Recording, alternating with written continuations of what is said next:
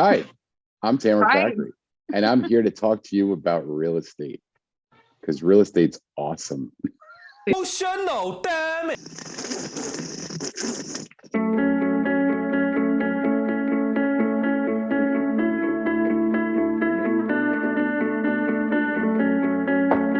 Hi, my name is Mickayla Fatovic. Tammer Fakhry. Today, we're going to be talking about how to acquire deals. So this is what I did when I was doing my commercial, trying to make connections, just starting, new agent, Right. and having a concept of how to even live. I literally was reaching out to like people who had their mortgage broker's license on Google. And I was like, oh, hey, do you know of any of these? And then they would connect me with people. It was very weird. And then social media, like social media was my thing, LinkedIn, and then just adding and talking to random people. Okay. That was it. That's what I did anyways. How did you do it? Because how you did it is probably going to be a lot different than how I did it. So for me, honestly, I read a lot of shit and then I just started to, I'm not even joking, right? Like I did a lot of reading and then basically I was like, best way to educate yourself is to fucking do it. And so I knew I wanted to go into, say, Cincinnati. I literally started Googling commercial real estate in Cincinnati. And the woman who literally was on all of page one for Google ads is who I called. For Google results was the person I called. Okay, so you called a realtor. Directly. Okay. So you just called a commercial realtor and that realtor was able to connect you with property that was on the MLS. Correct. Okay. So yeah. And I'm not listed, not yet so listed on the MLS. This is true because realtors do sometimes come, especially property managers, they'll come into like the off-market stuff that they're managing right now that might be coming onto the market in like 6 months and then evade the entire on the market thing. See, mine was I had to invest into a software and I can't remember what it was. It wasn't Property Shark. It was another one. Fuck. I'm gonna have to remember that.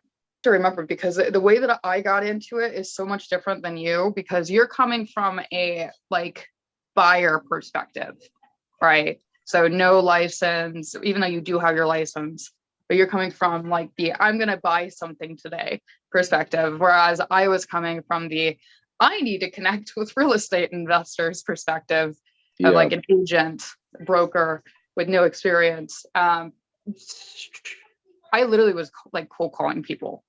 I found numbers for local multifamily owners and like in Newark and JC and all those places. And then I would literally just call them. And one time a guy cussed me out. It was pretty funny. But then I started laughing when he was cussing me out.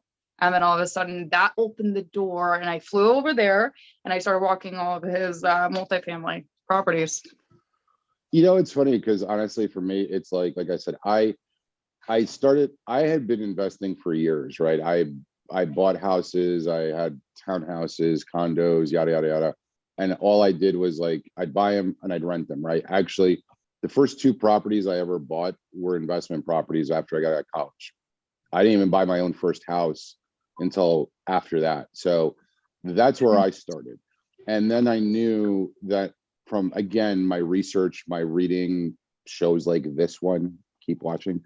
You know, I started learning a little bit about multi-units and realized that's kind of a much better opportunity, right, for me to get into. And so literally I just, like I said, I knew my first foray into multi-units was in the Midwest. Even though I'm in New Jersey, I was like, you know what, I'm going to the Midwest. That's where I want to be. Prices are better.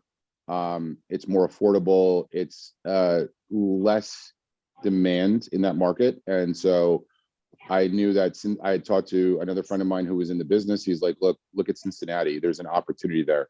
And right now, if you look at Cincinnati, you probably can't get into it because it's ridiculously overpriced right now. But this is probably going back about 4 or 5 years ago.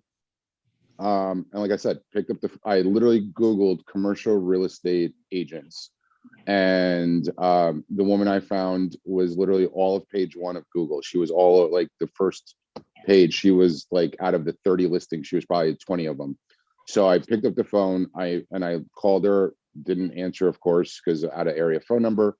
I said, my name is Tammer Fakhry. I'm an investor. I'm looking to buy multi-units in Cincinnati. Please give me a call back, and here's my number. Sure enough, she called me a couple hours later. We ended up talking for a while. I told her exactly what I was looking for. I wanted value add. I didn't want turnkey. That's not where the money's at. She ended up calling me back. And then probably 2-3 weeks later, she sent me a bunch of things. I got on a plane and I went to Cincinnati to start looking at them. And that's how I started.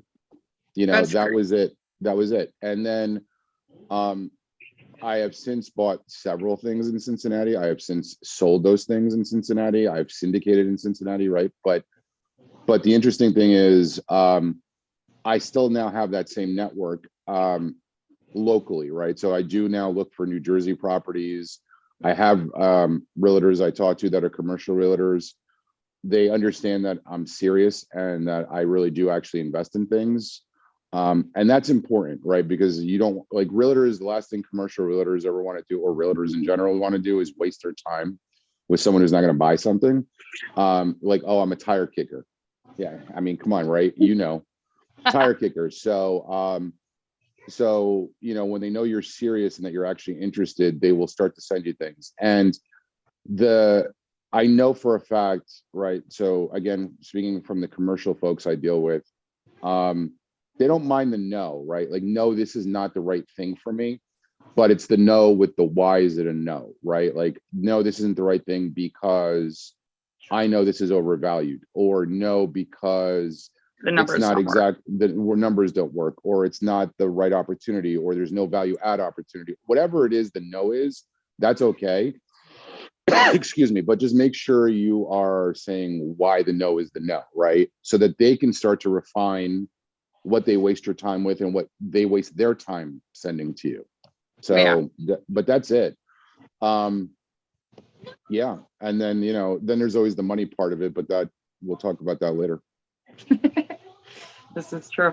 So, I mean, we have two very different ways, which is good. So you go directly to the realtors because, I mean, they both have access to the on-market, off-market aspect. And then me as a broker or property manager, when I was first getting started, I was literally just cold calling multifamily owners and trying to relate with them on something, and then opening that door into hey, let's go get some food. And we actually kind of met similar to that, except for I wasn't cold calling you. I was literally just on social media. Yeah. So social media is in itself is just a great opportunity for connections to be made, especially if you're joining into the real estate investor groups for the local areas, because then the world is just your oasis. There's so much possibilities there. And YouTube is good too.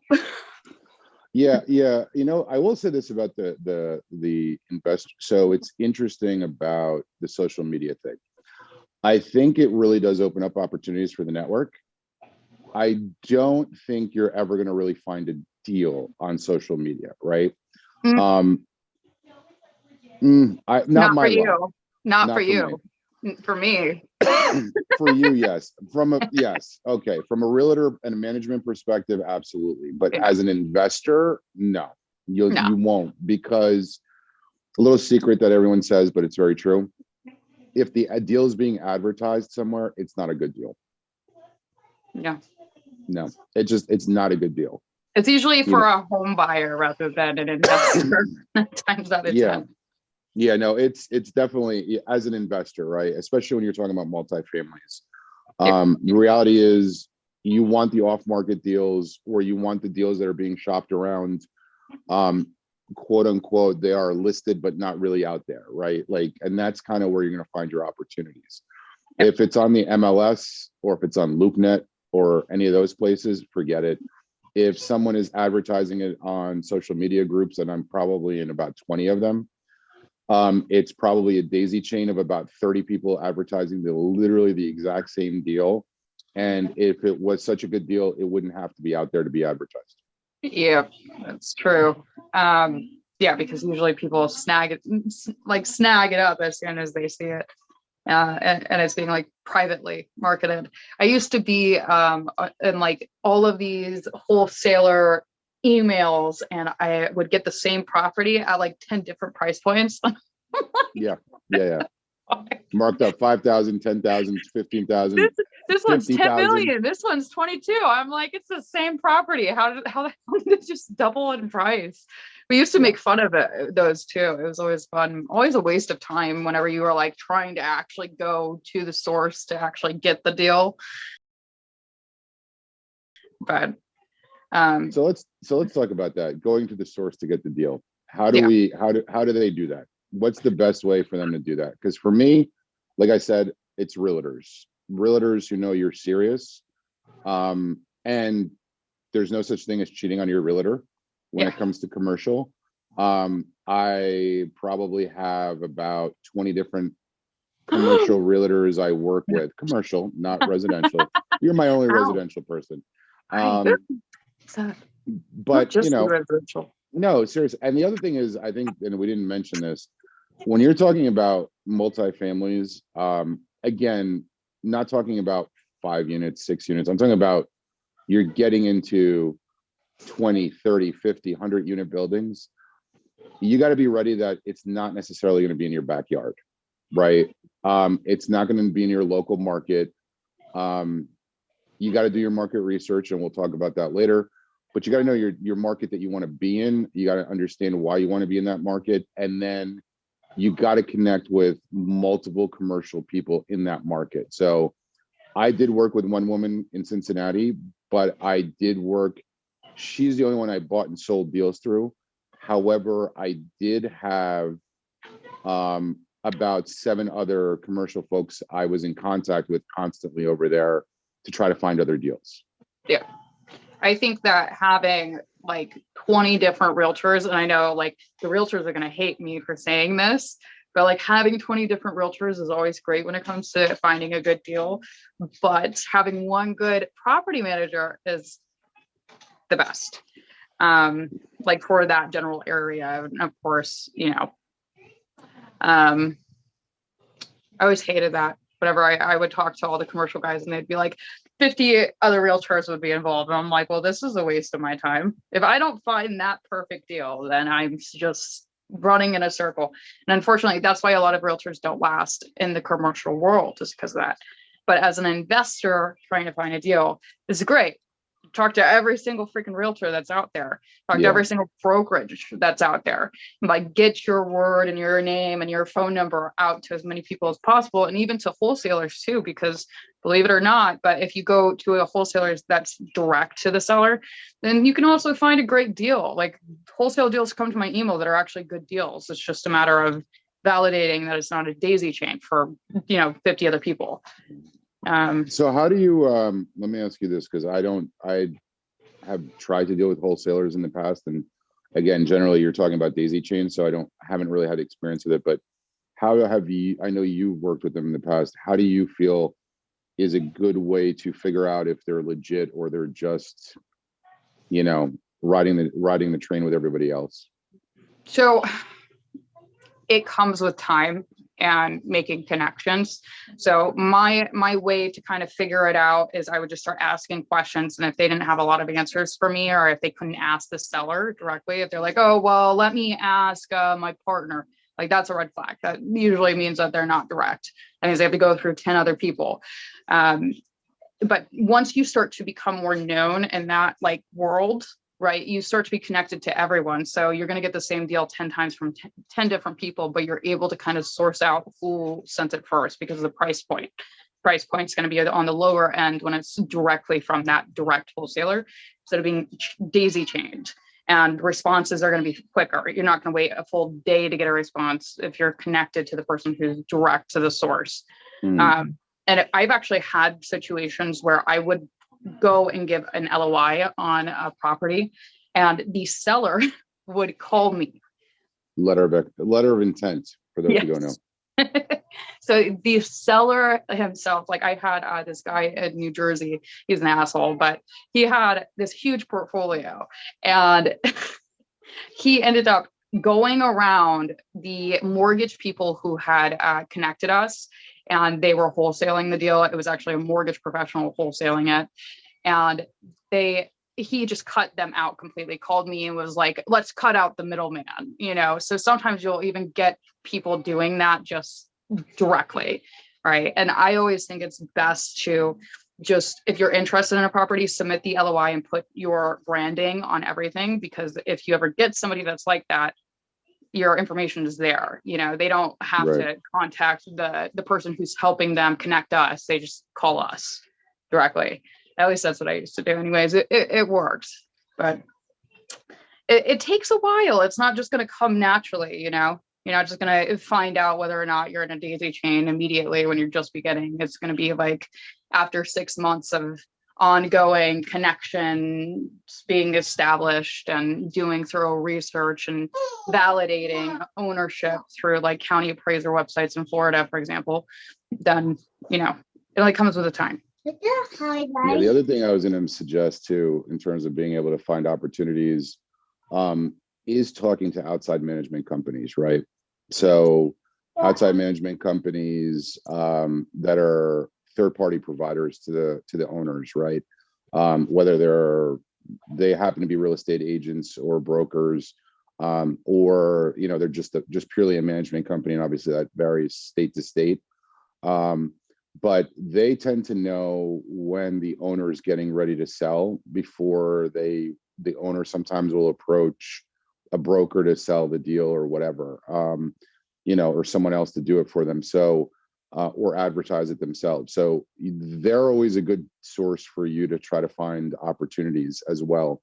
And again, I'm sure there are social media groups out there for those people as well, but that's another way to get in before these things are publicly known that it's going to be sold. The other thing is you obviously want to cut down on your competition of people who are vying for getting that opportunity, right? But yeah, that's really a good, for me, those are really the best ways to try to source deals. Yep. If you like what we're talking about, you want to find out more information, you want to start learning more about the real deal about investing in real estate, hit the subscribe button below and thumbs up and like our video, and stay tuned. Another one's coming really shortly. Yeah, I like it. Well, I think that was pretty much